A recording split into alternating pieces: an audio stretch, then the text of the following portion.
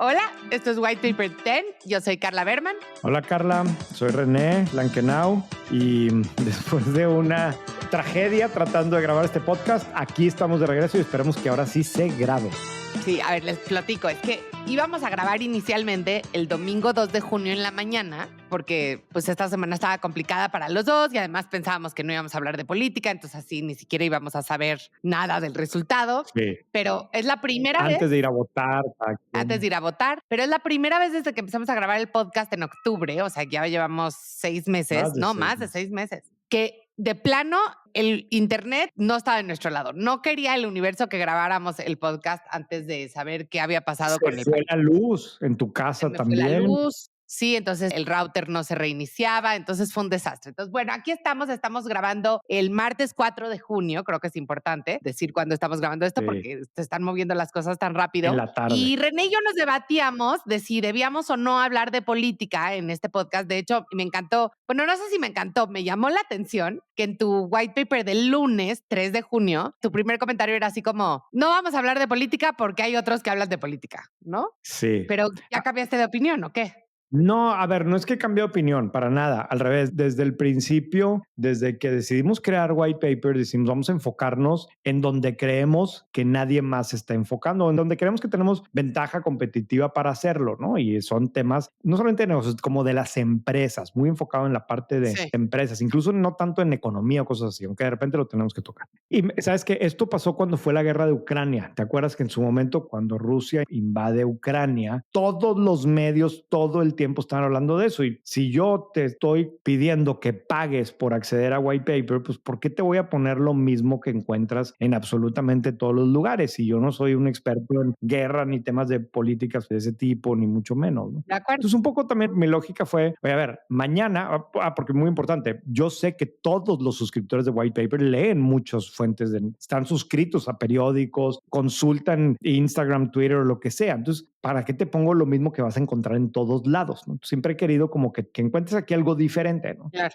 Pero bueno, la realidad es que sí recibí varios mensajes ayer de personas que me decían, no te la compro. Sí tenías que haber hablado del tema. Y bueno, no tenía yo nada que decir en ese momento. Y hoy tampoco es que sea tan diferente este podcast, aunque, bueno, algo le entraremos desde lo que creemos que le genera más valor a esta audiencia, que es diferente a lo que hay en otros medios, ¿no? Y yo quiero agregar, y con toda la humildad de que ninguno de los dos nos creemos expertos políticos y estas solo nuestras opiniones medianamente informadas y con el enfoque 100% de cómo afecta esto al tema pues, de los negocios en México, ¿no? Exacto, a lo que creemos que puede ser de mayor interés para la comunidad empresarial. O sea, por ejemplo, lo que sí había que poner hoy en White Paper fue cómo se desplomó la bolsa ayer, porque es espantoso. Y no sé si viste las imágenes en Twitter donde se ve así todo rojo. Pues eso sí, o sea, eso no pasó cuando ganó AMLO, o al menos no con esa violencia, ¿no? Claro, hoy sabemos que ya rebotó para el otro lado y no rebotó en el sentido que se fue para arriba, pero al menos hasta el momento que estamos grabando esto hoy, pues parece que ya regresó el IPC a los niveles que estaba previo al lunes. El tipo de cambio pues todavía no está ahí, pero en sí, por ejemplo, metí a ver la acción de Banorte, una de las que cayó grueso el lunes, y al parecer ya está al mismo nivel que estaba, o casi el mismo nivel que estaba antes de las elecciones. Entonces sí, como que se empieza a recuperar, se empieza a tranquilizar el mercado. No sé si viste, por ejemplo, pero también estaba pasando en la India, o sea, como que también con las elecciones. Eso lo leí en White Paper. Claro, y también, yo no sé si es también el hecho de la velocidad actual de los mercados, de la facilidad para entrar y para salir y para comprar y para vender, que hace que este tipo de movimientos pues sean siempre inmediatos y quizás sobre reaccionando, porque yo pensaba, pues al final del día, no sé, lo que vende FEMSA, por ejemplo, FEMSA ayer creo que estaba retrocediendo como 5% o 4%, no me acuerdo. Pues FEMSA va a seguir vendiendo lo que vende, ¿verdad? Y lo que vende fuera de México y lo que vende... Sí, claro, el contexto cambia, pero no cambia tanto, tan rápidamente, pero es entendible, ¿no? Si le ves el mercado como la oportunidad en ese momento de entrar y salir, pues ¿qué pasará esto? Sí, la verdad es que yo, así como tú te fijas en el IPC, yo me fijo muchísimo en el dólar. Yo soy de la generación que creció despertándome todos los días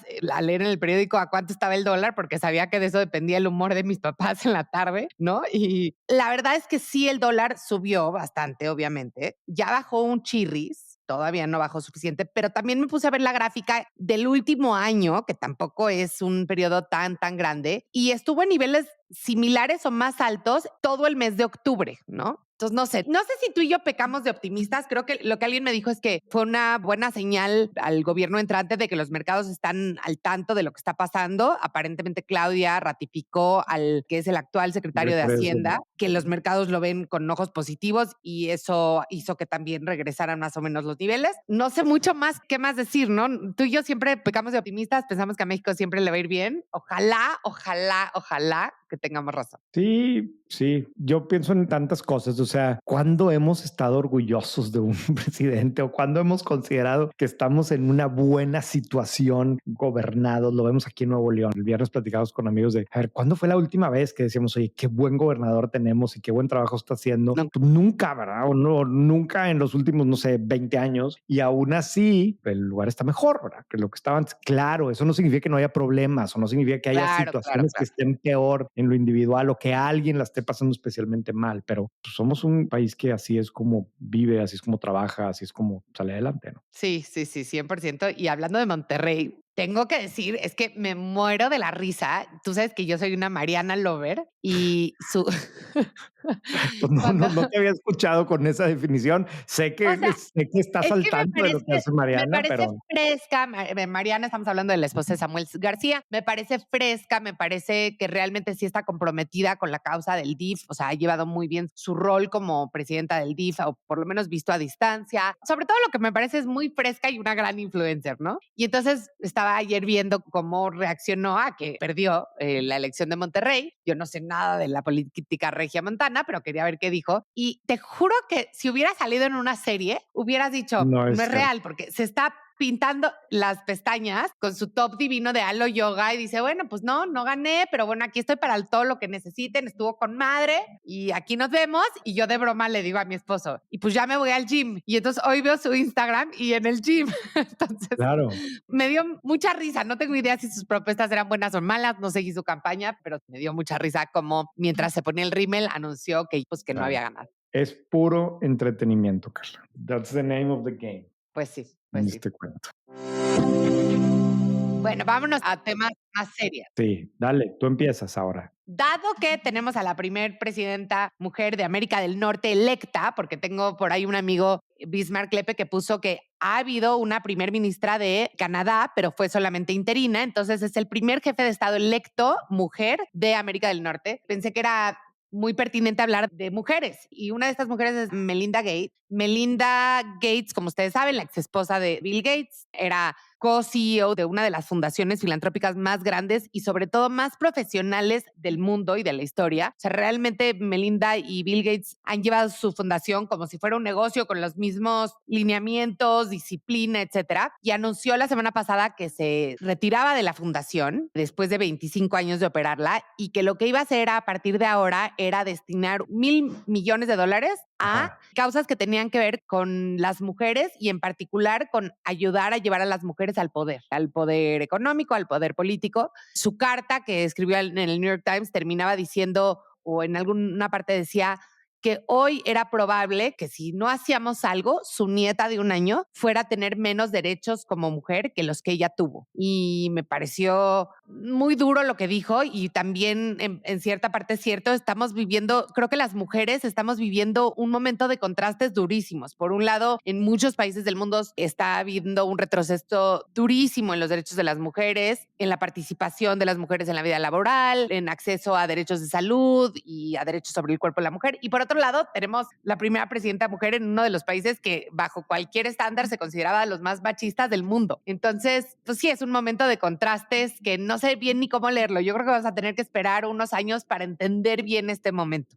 Sí, sí, vamos a ver cómo se comporta México con una mujer presidente. Me da mucha curiosidad. Ahora, ella ya fue la jefa de gobierno, o sea, al final estuvo a cargo de una ciudad Sí. gigantesca, con todo el presupuesto y con todos los millones de personas que hay ahí. Por supuesto que va a ser diferente un país y más en el caso en donde tienes un país tan diferente desde el punto de vista regional y con formas de vida tan diferentes. Pero a mí, honestamente, esa es la parte que me da esperanza. O sea, independientemente que si afiliaciones Sí, partidistas o lo que sea. espérame, nomás déjame déjame terminar el tema de las mujeres. Hay un artículo interesante que escribió Alma Delia Murillo, que es una escritora de ficción, sobre todo, pero muy, muy buena, y que decía que tradicionalmente a las mujeres en puestos de poder se les juzga más duramente. Entonces, que hay que estar muy atentos a eso, a que la juzguemos con la misma vara. Y por otro lado, contrastando eso, no sé si viste en el Instagram de Claudia su primer mensaje bien producidito después de la elección. Y no sé si estoy pecando de sentimental,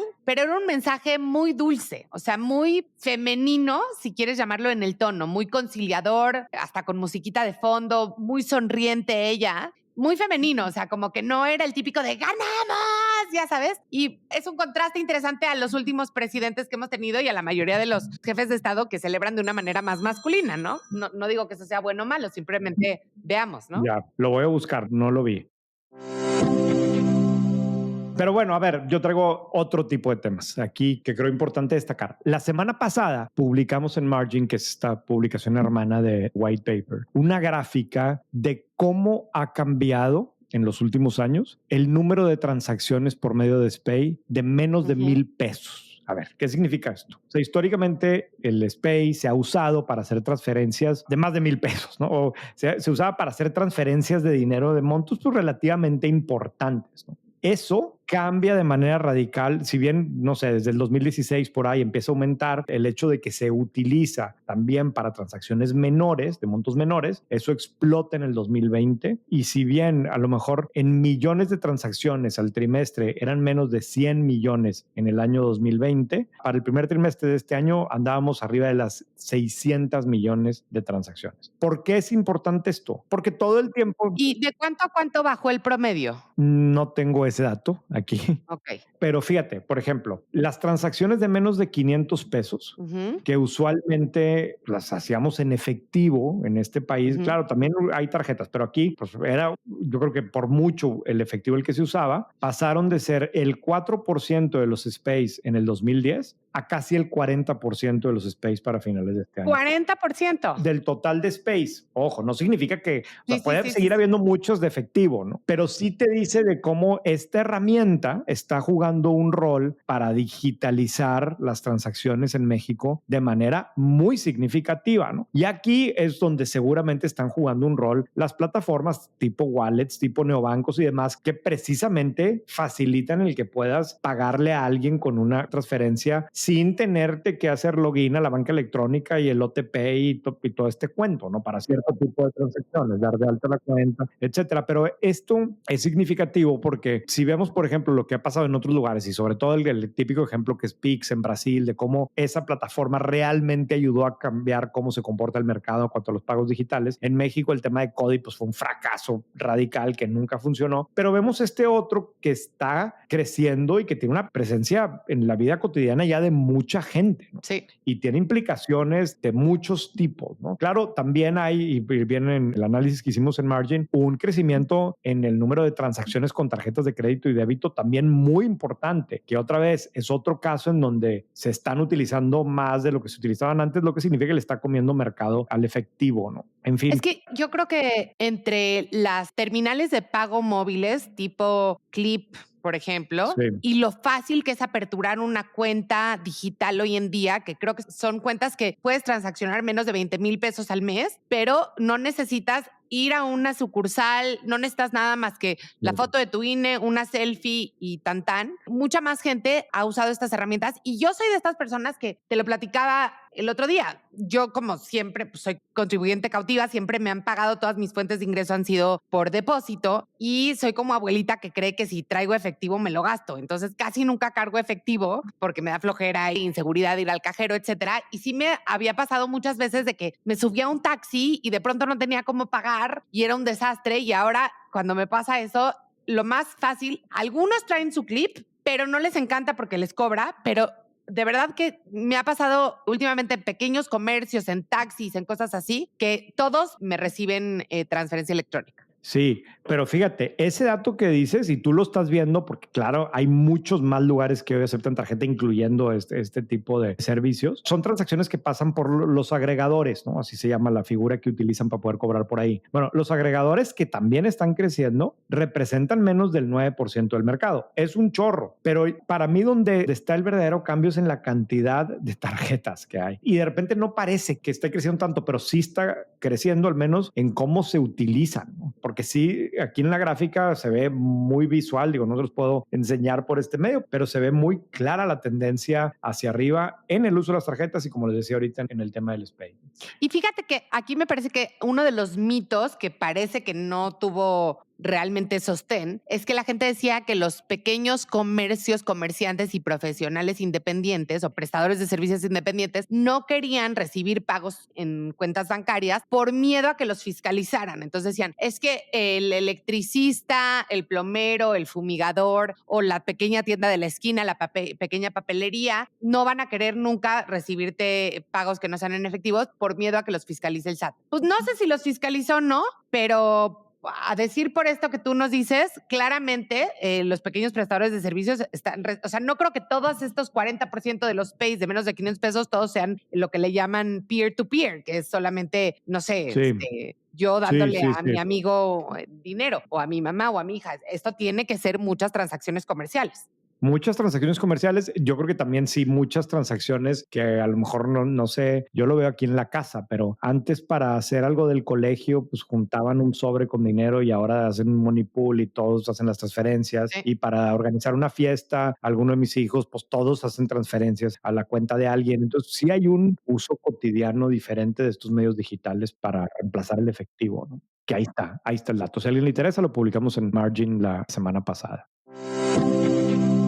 ¿Qué más? ¿Qué más, Carla? Traigo un artículo que me recomendó Mariana Castillo, la CEO de Ben Frank, en uno de estos chats maravillosos de mujeres que existen, del Financial Times, y habla de cómo los países desarrollados están intentando revertir la tendencia de la baja tasa de natalidad porque está llegando a niveles preocupantes debajo de la tasa de reposición, que es 2.1 más o menos por mujer, lo cual quiere decir que si las mujeres en promedio no tienen 2.1 hijos en las edades en las que pues, la biología dicta que hay que tener hijos, la población joven se empieza a encoger, lo cual hace que la pirámide poblacional se invierta, ¿no? Y eso tiene implicaciones económicas súper profundas, que no vamos a hablar aquí ahorita, pero entonces, para revertir esta tendencia, muchísimos países, Finlandia, Dinamarca, Corea del Sur, etcétera, han hecho muchas políticas de Estado, sobre todo económicas, para ayudar a que las familias quieran tener más hijos, ¿no? Entonces, licencias de maternidad y paternidad extendidas, guarderías, subsidiadas, escuelas de tiempo completo, incluso subsidios económicos así en dinero por cada hijo que tengas. Y pareciera que después de varios años que esto ha pasado, no han tenido el efecto que querían. O sea, como que sonaba como, bueno, si me regalan dinero para tener hijos, claro que la gente se va a poner a tener hijos. Pero no es así. Y lo que dice el artículo es que la razón por la que no han sido exitosas es porque pareciera que el número de hijos tiene que ver, claro que tiene que ver con temas económicos, pero tiene mucho más que ver con factores culturales y con cuántos hijos tiene la gente a tu alrededor, qué tanto se espera de los papás, que con realmente el dinero y cuánto cuesta tener un hijo y muchas de las excusas que a lo mejor tenemos más frescas en la cabeza y creemos que por eso la gente no tiene más hijos. Ayer hablaba yo con un CTO de una empresa que es de ascendencia armenia y él tiene 3 hijos y entonces decía que un día le preguntó a su mamá, mamá, ¿cómo le hacías? Porque su mamá tenía 5 hijos y todas las primas tenían 5 hijos. O sea, mamá, ¿cómo le hacías para cuidarnos? Decía, pues vivíamos las 5 hermanas en 5 pisos del mismo edificio, nos juntábamos todas las tardes a tomar café y los metíamos a todos los niños a ver la televisión y 5 horas después, veíamos que nadie se hubiera muerto, ¿no? Y lo decía medio en broma, pero sí creo que en parte, y este artículo detallaba que el número de horas que pasan las mamás, hablaba en particular de las mamás, número de horas que pasan las mamás activamente cuidando a los hijos, ¿qué quiere decir? No paseándolo en la carriola, sino jugando con él, leyéndole, llevándole una clase, o sea, no pudiendo hacer otra cosa más que estar con el niño, ha subido en promedio de 1 a 4 horas diarias para la mayoría de los países. El único país que pareciera que los cuida el mismo número de horas que hace 30 años es Francia, donde hay un libro muy famoso que se llama criando al bebé de la manera francesa de criar a los bebés, que habla de que en Francia, y no sé si alguien aquí vive en Francia o tiene papás franceses o esposo francés, por favor platíquenos. En Francia, la cultura está construida para que los bebés y los niños se adapten a los papás. O sea, no para que sea al revés, ¿no? Como en algunos otros países. Pero me gustó muchísimo el artículo, se los vamos a compartir y siempre me da risa que 2 personas con 5 hijos parecemos estar obsesionados con los temas de natalidad. No, sí, o sea, yo estaba pensando ahorita que decías esto, entonces significa que los que están alrededor de nosotros también van a acabar teniendo muchos hijos, ¿verdad? ¿Puede hacer? Pero bueno, no, a mí el comentario, digo, esto que dices del tema cultural es que leí en algún lado que qué pasaría si Taylor Swift sale embarazada, el impacto que eso tendría en una generación de chavas más jóvenes. Y suena broma, pero pues, seguramente no lo es, ¿verdad? No, En fin, no. cosas raras en este mundo. Oye, ¿viste la nota que pusimos en White Paper de el crecimiento del valor de la acción de ASICS, de la marca esta De los de tenis tenis? que son como de papá, ¿no? Sí, sí, los New Balance y los ASICS que se pusieron de moda como tenis de papá, como para el papá que no le importa la moda. O Exacto. sea, como que todo el tiempo hablamos del explosivo crecimiento en la evaluación de las empresas de tecnología y todos los temas de software y inteligencia artificial. Y oye, estos tipos han crecido 300% en 2 años porque el tenis se empieza a poner de moda más por el lado premium, coleccionable. Y como que me recordó que he estado viendo con cierta frecuencia en las últimas semanas. Seguramente viste también el caso de Abercrombie, de American Eagle, de Gap, estas marcas que hace 3, 4 años Las prácticamente todo el dábamos mundo por las daba muertas. por muertas. Sí, Sí, o sea, sí, las eran marcas que como fueron gigantescas en los años 2000, ¿no? Finales de los 90, 2000 y que les ha costado muchísimo adaptarse a la competencia actual y por lo que he visto, como que parece que hay un resurgimiento, ¿no? sí, y es bien difícil, yo creo que haber revivido estas marcas y el caso de American Eagle a mí me gusta mucho. American Eagle tiene una submarca que se llama Aerie, que es de ropa interior para mujeres y creo que empezó siendo solo para mujeres, no sé si siga siendo solo para mujeres, pero empezó con esta tendencia de positivismo hacia el cuerpo y de que todos los cuerpos son perfectos y que no necesitas verte de cierta talla y era un contraste muy, muy grande cuando empezó con Victoria's Secret, que era en ese momento la marca más importante de ropa interior para mujeres, que al contrario, ¿no? Eran las ángeles de Victoria's Secret, el desfile de Victoria's Secret, que era el evento televisivo de una marca más importante. Y vi un análisis muy interesante que decía que qué porcentaje de los SKUs que tenían estas dos marcas, Aerie contra Victoria's Secret, existían en las tallas más extremas, XXS, la más chiquitita, y XXL, la más grandotota. Y de Victoria's Secret era menos del 9% y para Aerie era más del 70%. Entonces, con este tema de nuestra ropa es para todas, desde la más chiquita y flaca hasta la más grandota, ¿no? Y un analista hizo un comentario el año pasado sobre el valor de la marca Aerie según sus ventas y decía, a ver, según las ventas de Aerie, si le ponemos un múltiplo y le damos un valor y contrastamos eso contra lo que vale todo el parent company de American Eagle, lo que estaría pasando es que American Eagle tiene un valor negativo y que lo único que vale ahí adentro de la panza de American Eagle es Aerie. Eso debe de haber cambiado un poco, pero creo que esa fue un poco la manera en la que muchas de estas marcas revivieron. O sea, Gap a través de Atleta y Old Navy y marcas que rejuvenecieron un poco y que le inyectaron un poco de juventud. Pero bueno, ojalá que esto permee a las marcas mexicanas. Sería maravilloso que mañana Vips fuera la marca más cool de todos los restaurantes de México. ¿A poco no? Sí, pues de hecho, si no me equivoco, por ejemplo, y cuando escribimos de Sambors, digo, siendo este ejemplo, se estaba poniendo de moda en una generación más joven, hasta como en un tono medio irónico, ¿no? Pero medio ¿Ir a hipster, Sanborns? ir a Sambors, No, como anti-establishment, ¿no? Como anti-Starbucks, si tú quieres. mira. Pero sí, a mí este tema de las marcas me llama la atención porque, pues como que, de hecho, es bien difícil que una vez que una marca empieza un camino hacia abajo que se pueda recuperar. Ojo, aquí todas estas presentaron un trimestre bueno. Creo que Abercrombie lleva más trimestres buenos, pero tampoco es como que ya están del otro lado, ¿no? Simplemente pues son marcas con las que tú y yo crecimos, ¿no? Sí. Y aquí Y lo siguen vivas, muchas han desaparecido y estas aquí siguen y algunas, como el caso de ASICS, pues realmente parece que están mejor que nunca, ¿no? sí. Y otra marca que creíamos que estaba muy avejentada y que a lo mejor no está tan avejentada como creemos es Facebook, que también hablaste hoy de Ah, eso en White sí. Paper, ¿no? Sí, sí, claro, sí. Supuestamente en Estados Unidos está creciendo muchísimo el uso de Facebook diariamente entre young adults. No dice exactamente edades, pero adultos jóvenes, que al parecer pues, es uno de los grupos que se había venido alejando del uso de Facebook como plataforma. Pero sí vale la pena destacar que lo que explican es que no es el Facebook de hace 15 años que era como para estar en contacto con tus Con tus amigos o tus exnovios.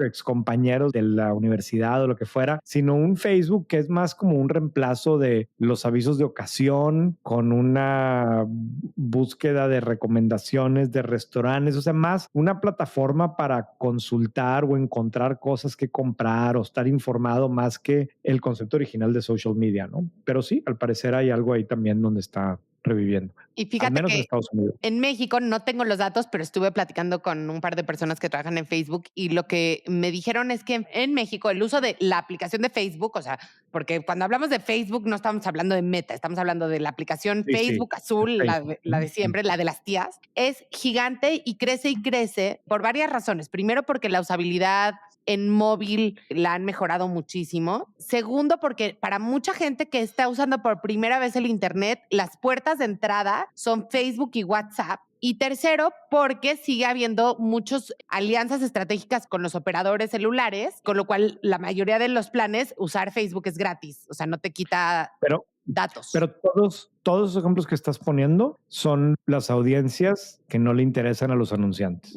o que no le interesan tanto a los anunciantes o tanto como young adults consumidores como tú que tienes ahí tu lata y estás tomando, o sea, Este programa es patrocinado por... wow, yo pensé que era otra cosa, pero ok. Ay, no, ¿cómo crees? No es cerveza, no es Claro que no cerveza, es no, Sidral no, no. Mundo de dieta. No. Sí, sí, muy bien. Vete a saber, pero sí está interesante el tema de Facebook. Perfecto. Muy bien, pues nos vamos al deep dive. Pues para el deep dive de hoy tenemos un invitado especial porque es una semana especial. Claramente en este podcast no nos gusta mucho meternos, o no es que no nos guste, no nos dedicamos a información de temas políticos o económicos. Como saben, nos gusta enfocarnos en la parte de las empresas porque creo que es donde también podemos aportar más valor. Sin embargo, esta semana no hay manera de no hablar de qué puede pasar con este país, y como ni Carla ni yo somos expertos, quisimos invitar a Juan Carlos Calderón, que está aquí con nosotros. Juan Carlos es un amigo mío desde hace varios años, nos conocimos, es economista y más que eso es alguien que tiene un conocimiento increíblemente profundo y sobre todo muy actual de las cosas que están sucediendo en este país, y con ello es capaz de hacer cierto tipo de proyecciones. Yo estuve con Juan Carlos la semana pasada en un desayuno y presentó esta información y dije, ¿sabes qué? Aquí estoy aprendiendo cosas, quiero llevar esto a White Paper, y con esto de las elecciones pues creo que es un muy buen momento. Juan Carlos, bienvenido. Gracias, René. Platícanos, ¿qué va a pasar? ¿O por dónde empezamos a digerir? Digo, al final del día, todo mundo está inquieto, todo mundo tiene dudas. Nos encanta ver así como que los escenarios más pesimistas y la tragedia. Pero tú que te dedicas a verdaderamente entender los números, la realidad, los hechos, ¿tú qué estás viendo? Mira, hay que empezar por la realidad y por la empatía, ¿no? Y la realidad no cambió tanto, seguimos siendo el mismo país. Cambia algo el sistema político y va a cambiar más en los siguientes meses, pero algo que no podemos dejar de ver, y esta es una realidad de mucho tiempo, es la mala distribución del ingreso y de la riqueza en nuestro país. Si dividimos a la población en deciles, en 10%, el inferior gana como 4,400 pesos al mes. Ese es el ingreso familiar.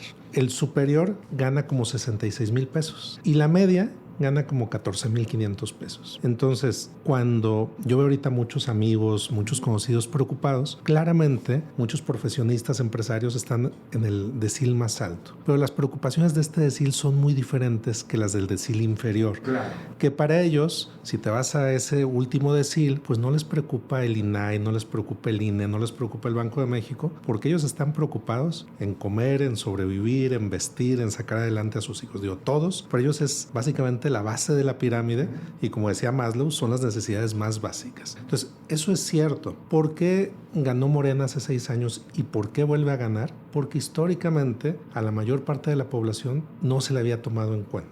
Y por muchas razones. Yo creo que supieron ver muy bien la realidad y enfocarse en un mercado. Vamos a hablar como empresarios. Entonces, se enfoca en un mercado, lo atienden, y pues es el éxito electoral que tiene, ¿no? Ahora, ¿qué viene?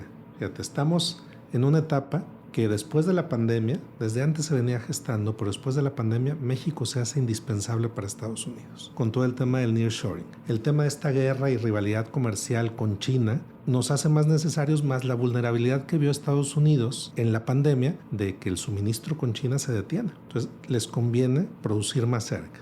Y México tiene mano de obra más barata que China ya, igual o más capacitada en muchos casos y cercana, ¿no? Entonces, ese es un factor.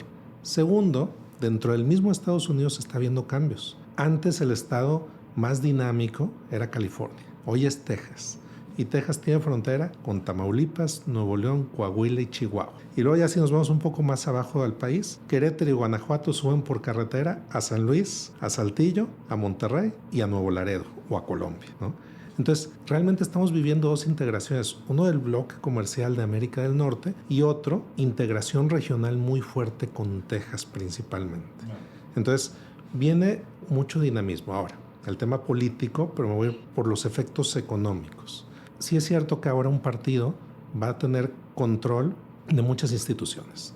Todavía no sabemos qué va a pasar con el Senado, es el que da dudas si va a haber mayoría calificada para hacer cambios constitucionales, pero es un hecho que en diputados lo van a tener o lo tienen. Ganaron la elección presidencial en todos los estados menos en uno, en Aguascalientes. Entonces, el mandato está claro. ¿Que hay detallitos en la elección? Seguro, pero yo no tengo duda que la mayor parte de la población salió a votar y les dio el mandato de seguir con este proyecto. Ahora, ¿qué ha pasado en los primeros 6 años de esta transformación? Sí, no crecimos lo mismo. Crecimos la mitad, antes crecíamos 2.2, ahora crecemos 1.1. Sí hubo proyectos controvertidos y que yo dudo de su rentabilidad, como el Tren Maya y como Dos Bocas, pero al mismo tiempo también yo recorro mucho el país dando pláticas de economía con empresarios y en general al empresariado le fue bien, de bien a muy bien. El desempleo está en mínimos históricos. El salario se incrementó porque algo que sí hizo muy bien este presidente es subir el salario mínimo y eso empujó a los salarios, ¿no? Entonces, por primera vez, el decil inferior, los 9 primeros deciles aumentaron su ingreso en términos reales.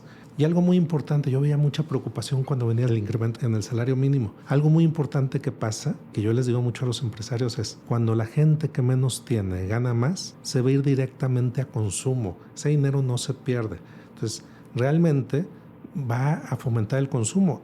El porcentaje que representa el consumo como parte del PIB subió del 79 al 81% en estos años, ¿no? Entonces, todo lo que venga de incremento la gente va a consumir. ¿Por qué? Porque tiene muchísimas necesidades. Entonces, a ver, ¿qué puede pasar ahora que van a tener el poder concentrado? Y yo me acuerdo mucho del PRI, digo, lo poquito que lo viví del PRI anterior, pero sobre todo he leído mucho del PRI al desarrollo estabilizador. Ese PRI dominaba completamente el poder legislativo, el judicial, el ejecutivo obviamente, y agrupaba los diferentes sectores en cámaras. Estaban los sindicatos, seguramente te acuerdas de la CTM, de la CROC, pero también la Coparmex era un sector que se coordinaba, ¿no? Entonces, ¿qué podemos ver? Vamos a ver que ahora todo va a estar coordinado por un gobierno con más poder. Entonces, yo veo 3 escenarios. El escenario base es que sigamos más o menos como este sexenio. Y ahí el reto principal que yo vería es cómo regresamos al 2.2%. Y tiene que haber una inversión para que seamos más productivos. Y básicamente esto es infraestructura, parte de carreteras, transmisión eléctrica, agua. Temas sociales, educación pública y salud pública. Si logramos esto, si ahora enfocamos mejor o este gobierno enfoca mejor la inversión, eso nos sube la productividad. Entonces el escenario base es más de lo mismo, el segundo piso a la cuarta transformación, pues en lo económico nos va a jalar el viento a favor que tenemos del exterior, más el muy buen empresariado que tenemos en muchas partes de la República. El escenario negativo sería que desperdicien en la inversión, que sea un sexenio fallido, que crezcamos 0%, que nos endeudemos y que tengamos inflación. Eso es lo que algunos esperaban de este sexenio y no pasó. No fue un sexenio estelar, pero no fue un sexenio malo. Pero yo sí veo algo bueno que puede pasar y a lo mejor peco de optimista y ojalá que pase, ¿no? Que con todo este poder se coordine y haya una sola dirección. Y cito los años 50, 40 del milagro mexicano. Si nos agrupamos y realmente se hacen las inversiones en lo que necesitamos y el empresario sigue aprovechando las oportunidades que hay con Estados Unidos y el nearshoring, podríamos crecer a lo mejor no al 6% como en aquellas épocas, porque en aquellas épocas la población crecía al menos el 2.4%, 3%. Eso solo te empujaba. Eso era parte del 6%, pero el resto, el otro 3.6%, era productividad. Ahorita nuestro crecimiento de población es como el 1.4% y el 0.8% era productividad los últimos 20 años. Eso cayó ahora, temas de pandemia, etc. Necesitamos que crezca la productividad y necesitamos tener un enfoque. Entonces, si ahora la futura presidenta logra incluir a buenos miembros de su gabinete preparados y hacen una política económica que fomente el crecimiento, las exportaciones, y ellos como Estado le meten a la infraestructura que necesitamos, podríamos tener este escenario, ¿no? No sé qué probabilidad darle, pero está la posibilidad.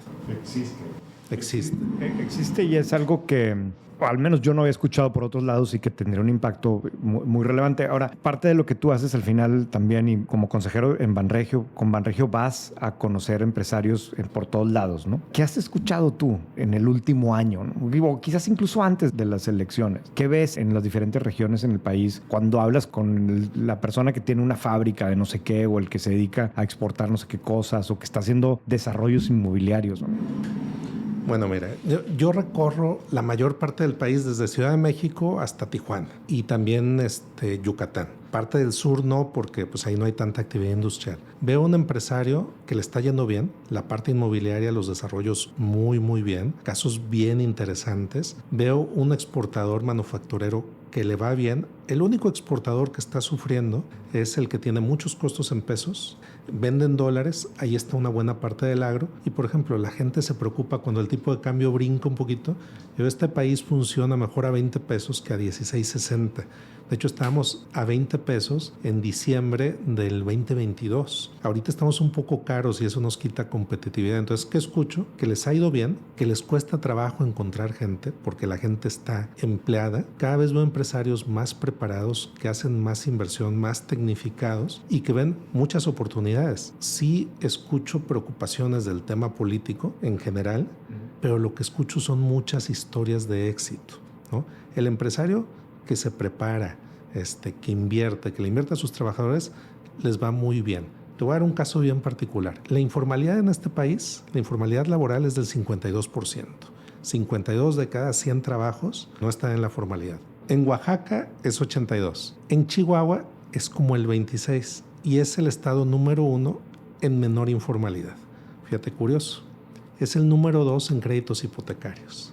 Entonces, a ver, en general hay mucho empresario que le va bien, pero cuando el empresario es formal, beneficia a sus trabajadores y eso acaba impulsando un consumo de más largo plazo, la inversión en una casa, y te impulsa al sector inmobiliario.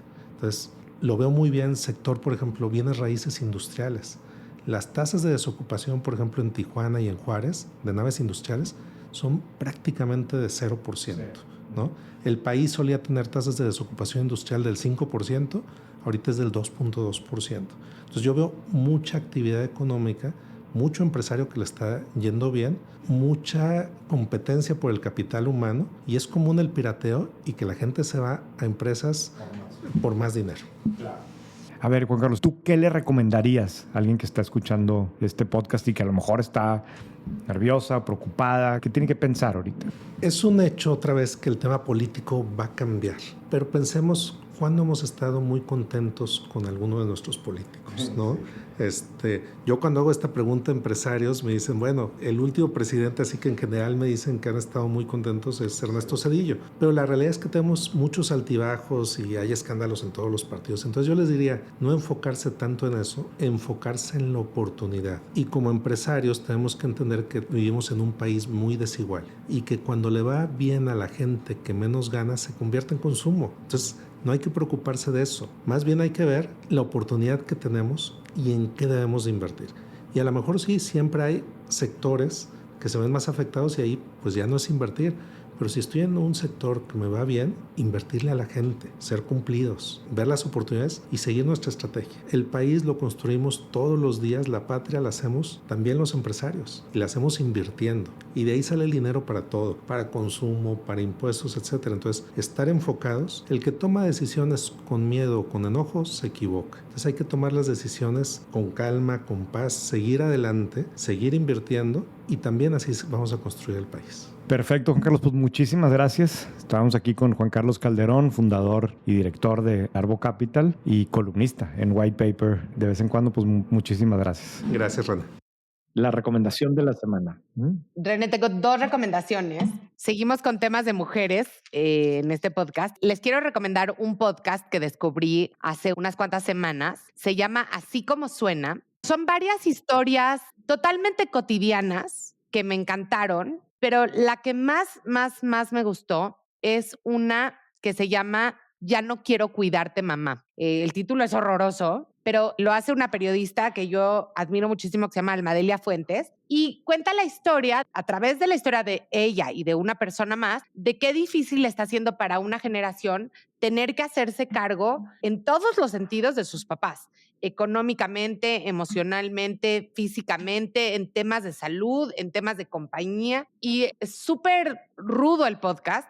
Creo que me hizo sentirme muchas cosas al oírlo, pero creo que es importante escucharlo. Y esto es un problema de salud pública, ¿no? O sea, realmente no tenemos infraestructura para cuidar a nuestros adultos mayores y todos vamos, ojalá, a llegar a ser adultos mayores, porque si no, pues nos vamos a morir jóvenes. Y el otro tema que les quiero recomendar es un documental que está en YouTube que se llama Llanto antes del silencio, Cries Before Silence. Lo produjo Sheryl Sandberg, la COO de Facebook durante muchísimos años. Esta mujer súper admirable que escribió Lean In, que es como la Biblia de las mujeres que trabajamos, y también escribió Plan B, que me contaste que a ti te gustó, ahorita nos cuentas. Y fue a hacer un documental a Israel, a hablar y a denunciar la violencia sexual como arma de guerra en cualquier conflicto armado. En este caso habló, evidentemente, del conflicto de los ataques terroristas de octubre 7 a Israel, pero la motivación de Sheryl es maravillosa y me parece que hay que verlo por más duro que sea,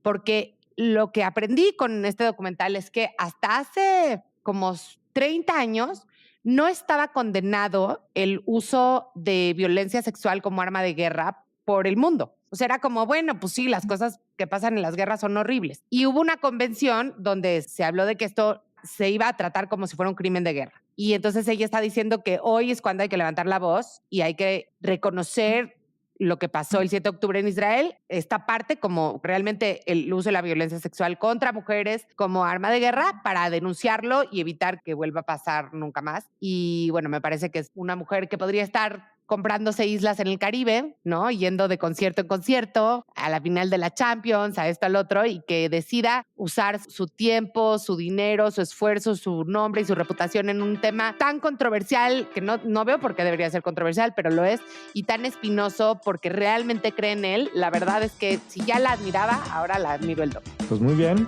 pues listo. Este es nuestro programa de esta semana. Muchísimas gracias por escucharnos. Y por favor escríbanos a carla@whitepaper.mx y a rené@whitepaper.mx.